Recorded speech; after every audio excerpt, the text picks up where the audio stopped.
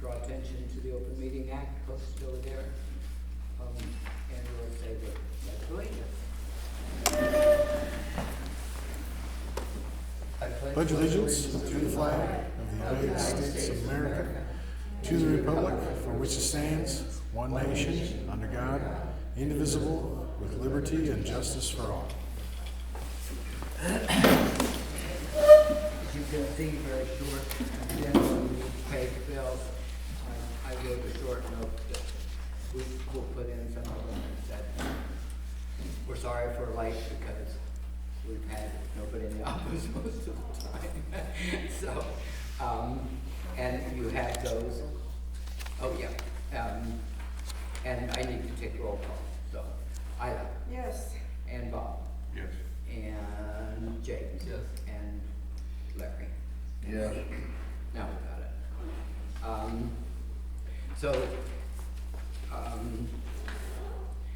The claims are in front of you, and just because Lisa usually does this sheet, and so Arlene and I were talking about this today, and so I want to pass on to you so that you know exactly what you're looking at on the estimate and actual, okay?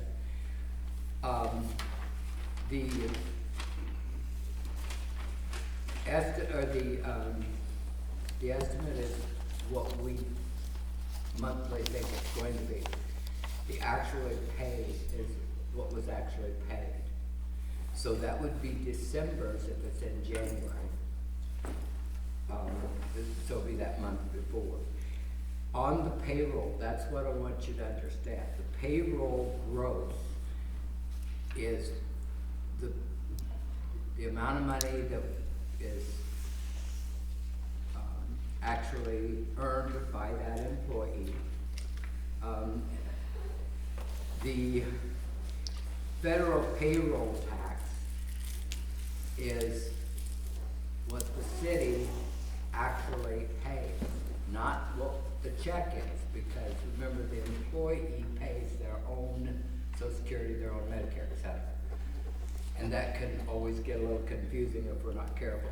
But I want you to see exactly what our cost is, because sometimes in the past they just took what the check was. Well, if we take everybody's withholdings and stuff, they might be holding $300 extra every month, and that's not our cost. That's already in their gross. So we wanted to make sure that this was cleared up. So the actual growth, the payroll tax is just our share of it. The Department of Labor and Employment notice, that's only 67 cents. One of the reasons that's so low, in the first place, we have a low rate. The other reason is because employees, we pay unemployment on employees up to $9,000. So by the last quarter, everybody's reached their 9,000. So there's basically, that would be, that 67 is what we're paying on the council and mayor. Because the rest of it, they're already over.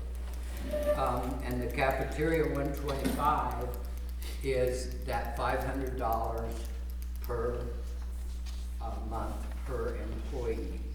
So that should never change, depending on how many employees we have that qualify. Modern Woodman is, again, that's the IRA account. And the IRA account, the employee gets to choose how much they put into their retirement. And the city's obligation and benefit is up to, match it up to 3%. So there again, this does not include the employee's contribution. This is just the city's cost. So that's at 3%.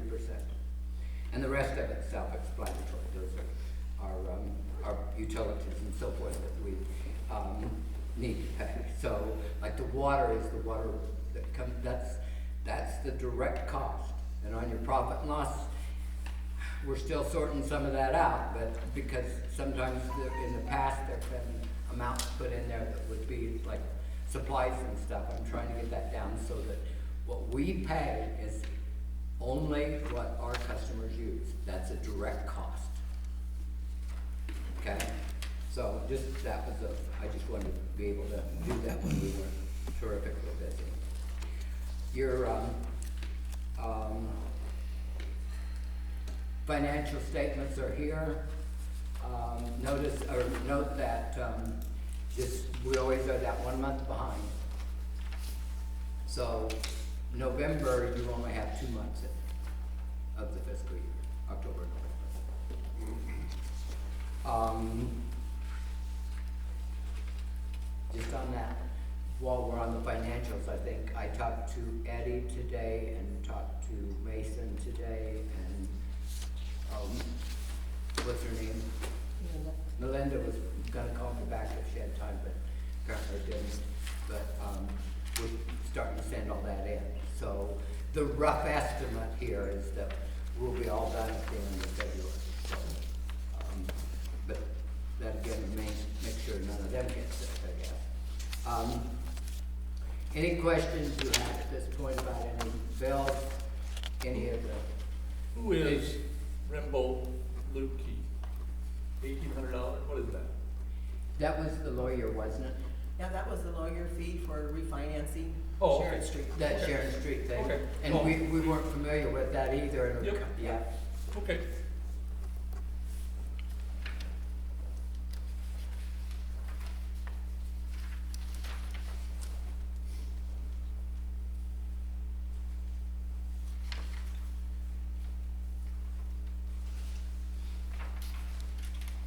And you should know also that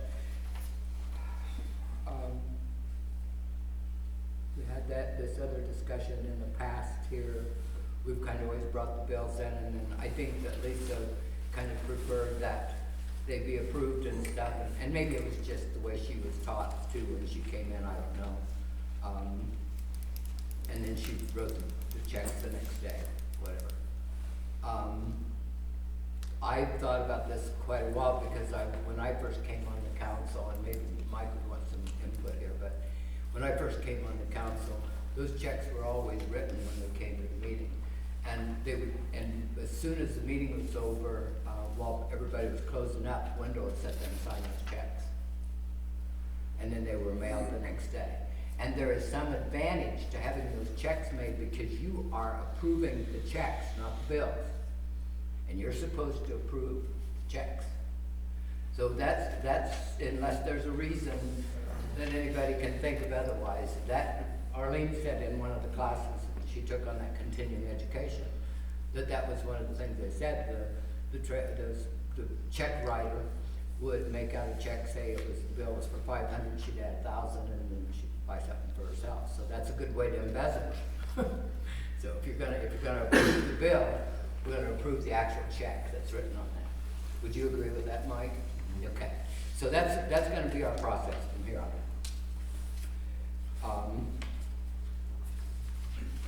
Any questions? If not, we could ask for approval. Anybody would like to make that motion or have any? I'll make the motion to approve the bills. James makes a motion, second? I'll second.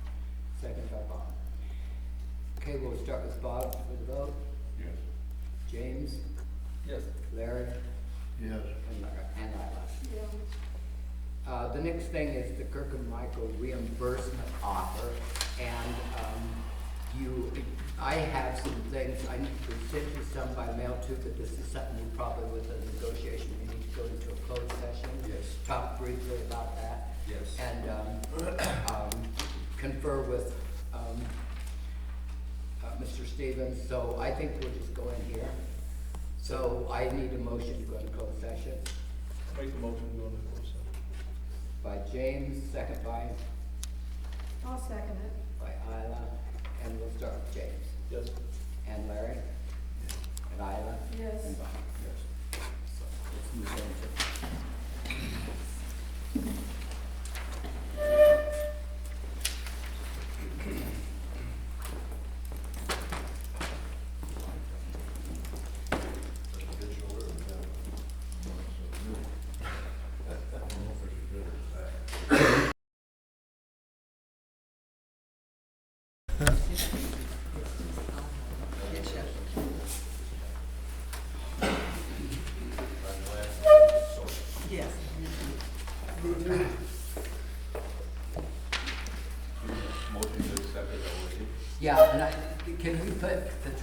I think we need to put the terms in the motion, is that all right, Mike? Yeah, that's right.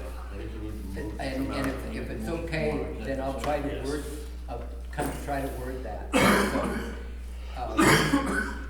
kind of the way that we used to do, I don't care how we do it, but I would accept a motion. Well, we need to or come out of entertain- executive Oh, session. yes, we have. I made a motion to come out of executive session. Thank you. Seconded by Bob. And we'd start with Larry, Isla, Yes. Bob, Yep. and James. Yep.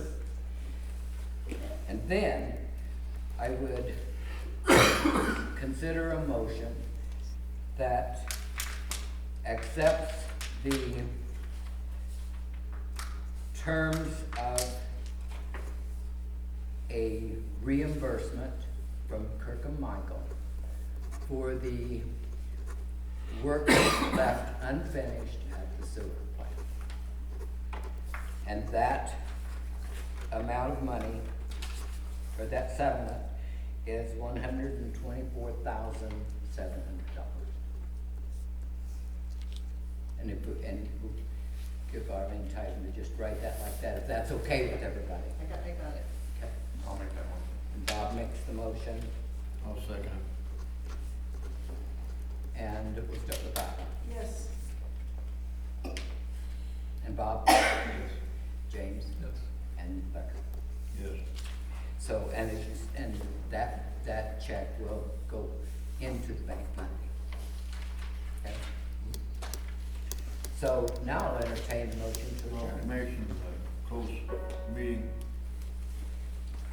Pardon me? You made a Make a motion. motion to close the meeting. Yes, thank you. And the second? I'll second. Second by Bob, and we'll start with Bob. Yes. And James? Yes. And Larry? Yep. And I. Yes. And the regular meeting, folks, is, we're getting back to that first Monday. Got a week. So if you got things, get into the office, put on the agenda, or come and talk to us about if questions you have or whatever.